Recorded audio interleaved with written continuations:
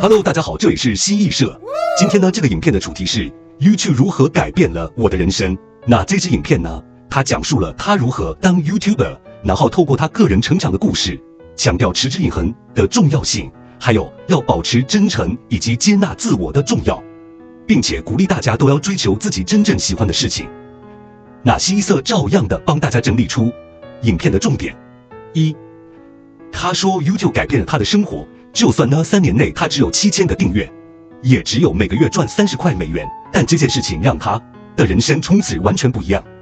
第二，他说投入持续的努力，在所关心的事情上是最重要的，数字这件事情不重要。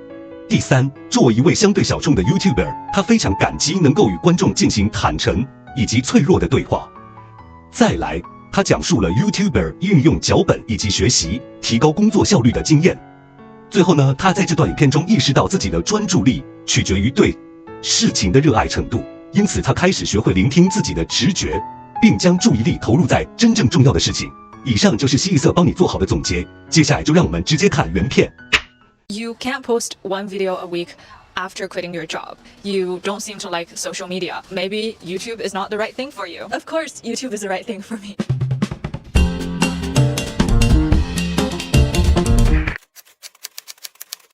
My life is changed by YouTube. Not when I blew up a few months ago or when I quit my job to do YouTube full-time and I was making no money from it. It changed my life when I was posting into the void for 3 years. And when I realized I would keep doing it until my fingers are frozen with arthritis in my 80s, even though I'll probably never get 1 million subscribers. And I thought that's important for you to know, because if you're scared to start YouTube or if you just got started and are feeling a little disheartened by the numbers, YouTube has changed my life in so many ways, way beyond the numbers, even as a very awkward introverted person. And I could change yours too. If you're new here, hi, my name is Evelyn. I started YouTube at the end of 2019 when I was working in Chicago as a tech consultant. In 2020, I came back to China for a vacation, but COVID hit and I got stuck here and never got to go back. But I kept documenting my life, making vlogs about my life in China and just navigating my 20s, feeling lost and confused in life, which led to me quitting my job in tech last year when I had 7,000 subscribers and made $30 a month from YouTube. Which is a very different journey from a lot of YouTubers who quit their full-time jobs because their channels reached a certain size and the ROI on their time working on that full-time job no longer makes sense. My YouTube journey is also very different from the very lucky people who have videos blow up out of nowhere, because I've had to earn every single one of my 7,000 subscribers at that point with blood and sweat, with no help from the algorithm whatsoever. Did I resent that? Yes. I felt unfair when I poured 20, 30, 50 hours into every single video and obsess over every single title and thumbnail and intro, and it never gets picked up by the algorithm. And I see these videos that have like hundreds and thousands of views that I think genuinely are not as good as mine. It feels good to say that out loud. Until one day, one of my videos finally blew up. I was looking at the numbers go up and I was like, huh, that's what it feels like. I made it. Except I actually didn't, and I'm now back at making 2 figures on AdSense, which I really should be very worried about. But strangely enough, I feel okay about that. I guess my point of sharing this with you is, if YouTube is what you want to do, or if it's anything you genuinely love, art, writing a novel, music, but it's not successful by the numbers, don't give up. We're playing the long game. When I was pouring hours and hours into making videos that got no views, I wouldn't have known how grateful I'd be 4 years later to myself then for investing the effort into getting better at making videos. I wouldn't have known then how good it feels now to look back at my channel and be like, wow, I made 89 videos. Compounding doesn't just work in the investment market. And without numbers, it's just so easy to miss that. I know so many people in real life who started YouTube around the same time I did and gave up. And now I get to not look back and regret and be like, wow, if I had kept going, maybe YouTube would have worked out for me too. It's really difficult for us to think about our present efforts from the perspective of the future, and that makes us really susceptible to being distracted and discouraged by the numbers. Numbers don't matter. Putting sustained efforts into things that matter to you does. It's funny looking back at this now, but in my first year of doing YouTube, I was constantly frustrated at myself for not having 1 million subscribers. I would go on other people's YouTube channel and be like, oh, this person has made 100 videos, but they've only got 10,000 subscribers. what a failure. Or this person's got 4 million subscribers, but they've only made 30 videos. I'm such a failure. If you find yourself going down that train of thought, remember, like that person who has 4 million subscribers might already be famous on TikTok or something. And the person who has 10,000 subscribers might have a large portion of their audience who watch every single one of their videos, which is a great opportunity for you if you still have a small audience to be friends with your viewers, reply to all the comments and hang out on Instagram, especially if you're still a little unsure about what your brand is, because those people who believe in you when you have no following see something in you that you might not even see in yourself. And those are your unfair advantages as a YouTuber. I struggled a lot in my early years of YouTube to find my niche, which I think is the intersection between what people want to see and what I enjoy making. I think half of that comes from not really knowing what I want to make, which took a while to figure out. And the other half, which I didn't realize until much later, comes from the lack of feedback. I watched so many YouTube advice videos that say, reply to all the comments, which I still try to do now. But one thing I wish I had started doing earlier is, instead of saying a superficial thank you, I would actually have conversations with you guys in the comments. As a result, I think you guys are a little more open to sharing with me, which I'm very, very grateful for. And actually, a lot of the conversations we have in the comments become my ideas for later videos. The reason I chose this, now I realize, like really loud and noisy and inconvenient place to film, is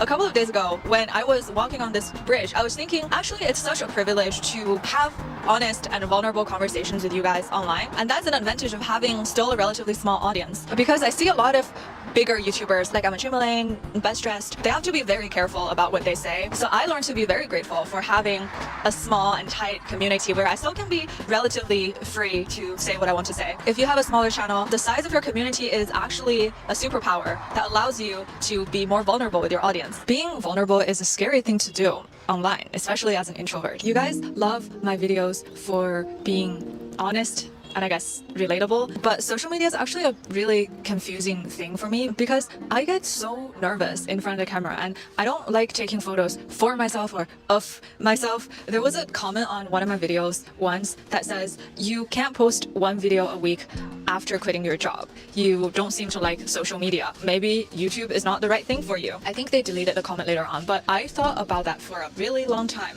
Why do I even want to be a YouTuber, and in particular make the style of videos that require me to be extremely vulnerable in front of a camera? And it all just made sense after I came out of therapy one day when I realized actually all I ever wanted as a child was to be seen and to be loved.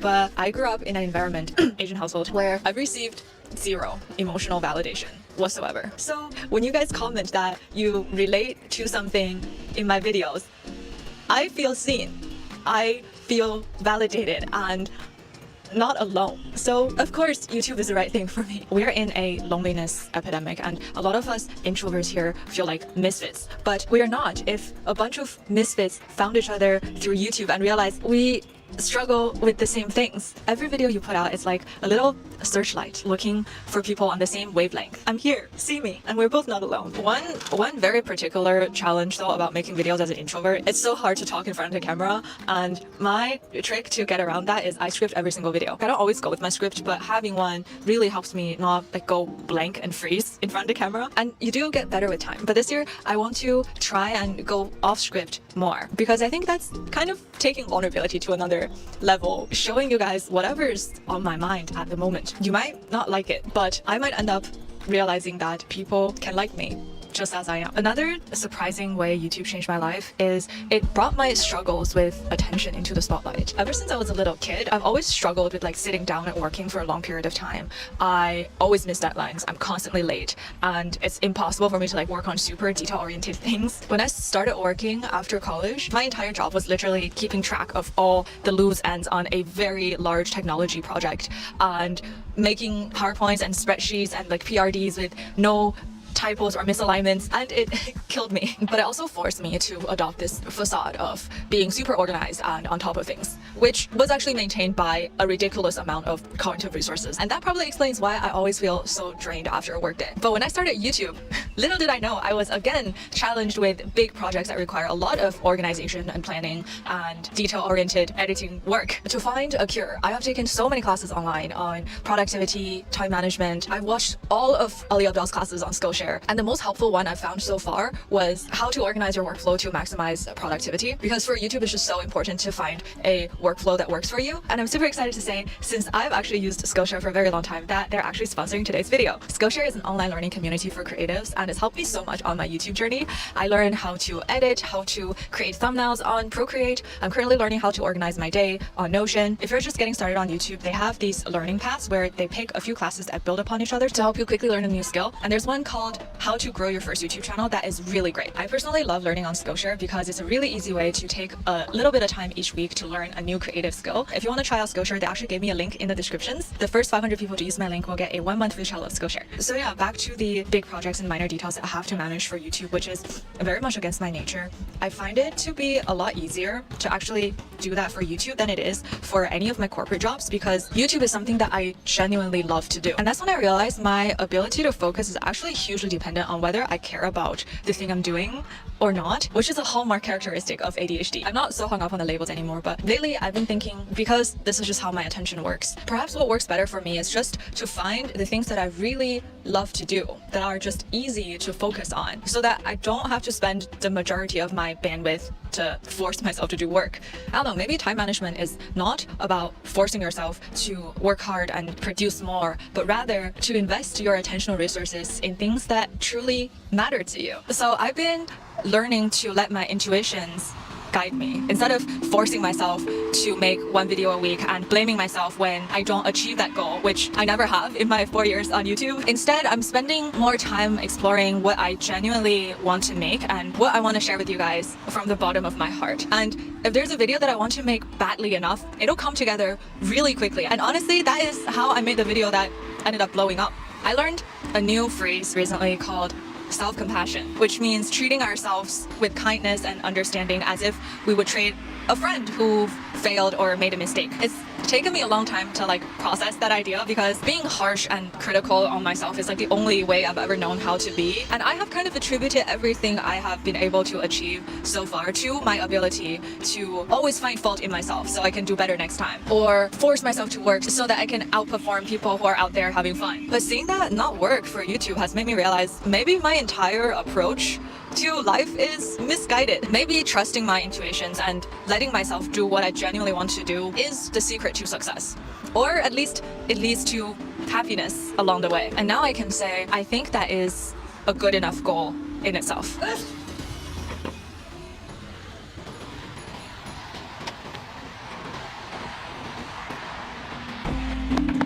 Please like this video if you liked it, so the algorithm likes me again. And subscribe if you want to see more videos from me. I'll see you next time. Bye!